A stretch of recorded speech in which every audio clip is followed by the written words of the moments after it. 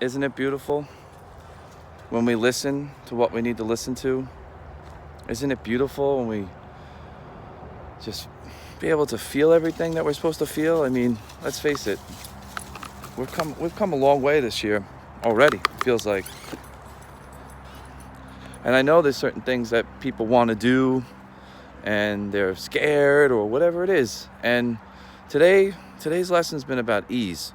And I've realized that when I'm not in that moment of ease, when I'm feeling dis-ease, is when I'm disconnected from myself.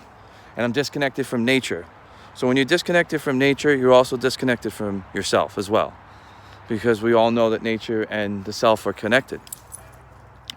But what I started to realize is that every moment of each day, we take that choice or that step to decide if we want to suffer, if we want to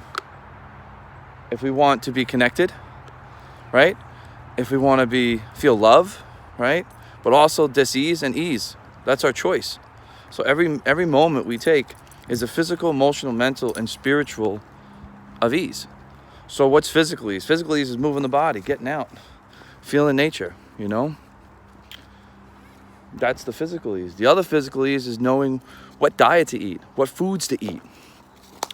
Things that are important to us that we really need to focus on. Like what are the type of foods that we're putting into our body? You know, how are we feeding the body? And that was the thing that I was thinking about today. It's like, what do we feed the body?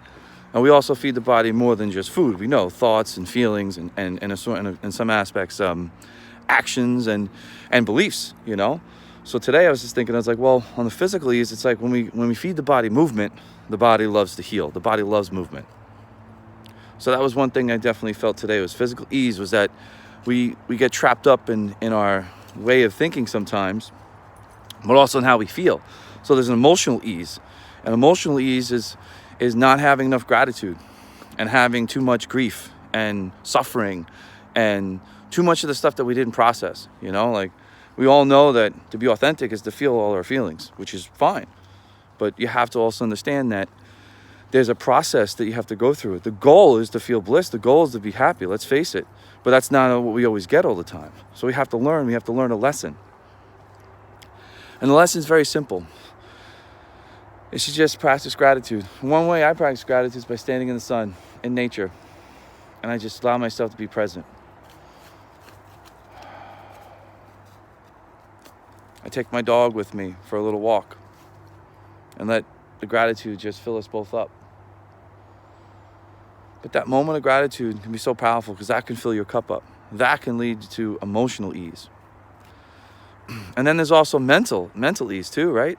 Let's think about clarity and thought process and how many times do we fight and struggle with a thought process and not realize that it is our internal struggle, but also our choice of what we choose to think of. So if we think of positive thoughts, then we're going to be surrounded, hopefully, by positive reactions, positive feelings, you know? But if we're on negative thoughts, those negative thoughts now, they could also trigger positive feelings. We all know that's been happening. But I'm saying it's to focus on what you're thinking.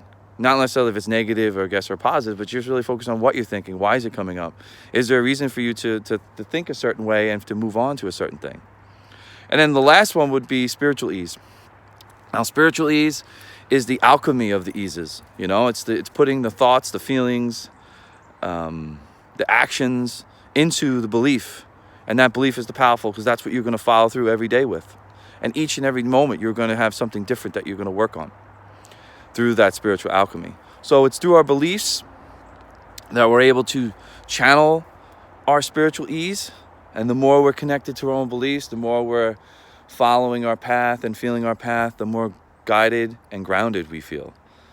So spiritual ease is all about being guided and grounded, because those two is when you need to take that spiritual, the wealth or the wisdom or however you call it, and manifest it into your reality, in your physical reality. Then that goes full circle. It goes us back to the physical ease. So spiritual ease definitely leads us to a moment of an awakened physical ease. So I hope you enjoyed this video today. And if you have any questions, contact me, Phoenix Green, and enjoy this beautiful day in the sun or wherever you are. Just be present.